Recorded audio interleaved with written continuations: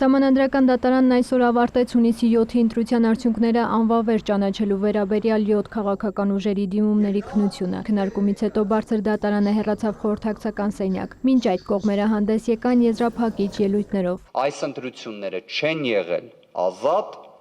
չեն եղել հավասար։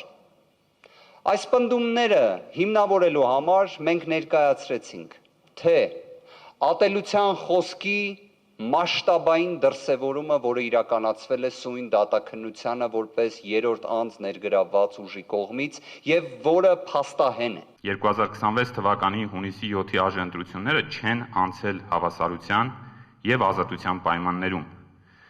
Այդ երկու սկզբունքները խախտվել են պարբերաբար եւ համակարգված ձևով։ Մեզ համար պարզ է դարձել մեկ բան. եթե ցանկանում ես հաղթել ընտրություններում,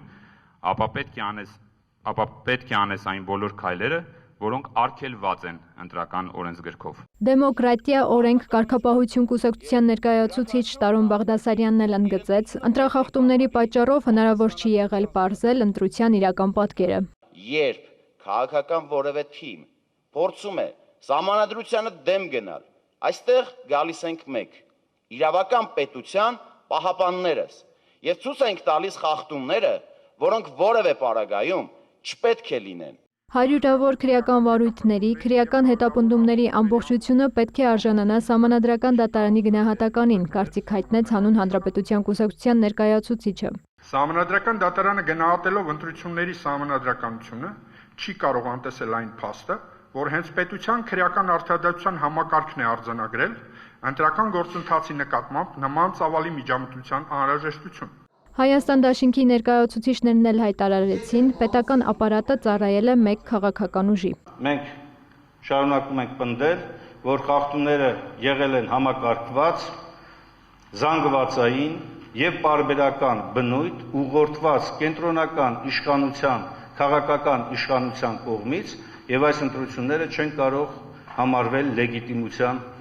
անհրաժեշտ մակարդակին բավարարող։ Լեգիտիմության դեֆիցիտը թույլ չի տալու այս իշխանությանը եւ հանրությանը հանգիստ մնալու։ Բարգավաճ Հայաստան կուսակցության ներկայացուցիչն էլ մեղադրեց կենտրոնական ընտրական հանձնաժողովին, ասաց ԲՀԿ-ն 4%-ը հաղթահարել է։ Խնդրում եմ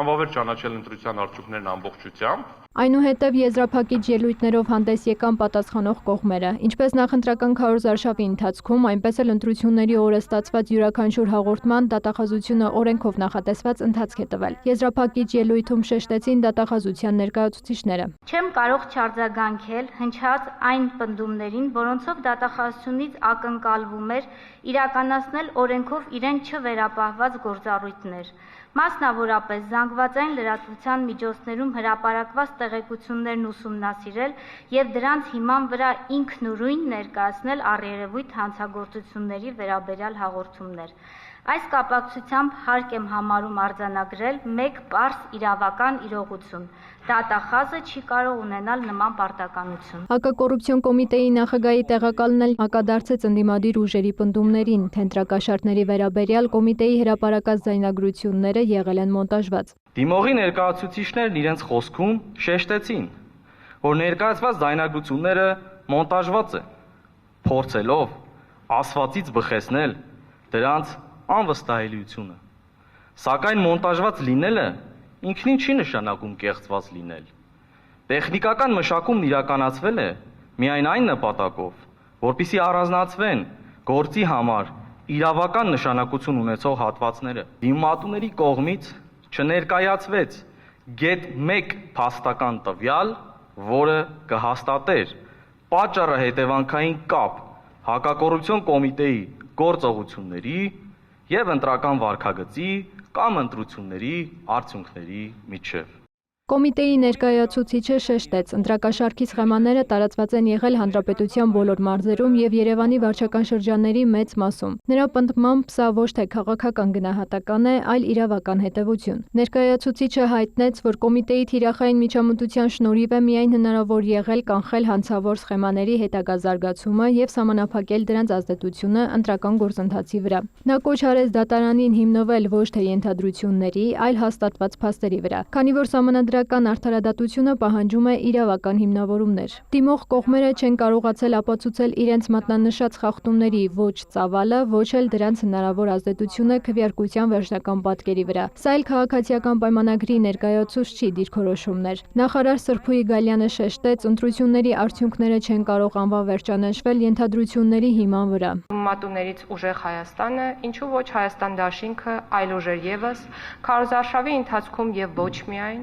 հանդես են եկել ծայրահեղ մարգինալացնող հայտարարություններով, թիրախավորելով հենց ժողովրդին, տարածել են այնպիսի սուտ տեղեկություններ, խոսքը 300 ադրբեջանցիների մասին է,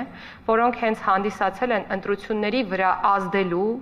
ու ընտրողներին մոլորեցնելու փորձեր, բայց բարեբախտաբար այդ փորձերը հաղթահարվել են հենց ժողովրդի կողմից։ Ամփոփելով խոսքը նախարարը հայտարարեց, որ ժողովուրդը հաղթահարել է բոլոր հիբրիդային սպառնալիքներն ու սահմանադրական կարգը տապալելու փորձերը եւ կատարել է իր գիտակցված ընտրությունը։ Կենտրոնական ընտրական հանձնաժողովի քարտուղար Արմեն Սմբատյանն անդրադարձավ հնչած քննադատություններին։ Շատ չարչարկվեց թեման, որ Բարգավաճ Հայաստան կուսակցության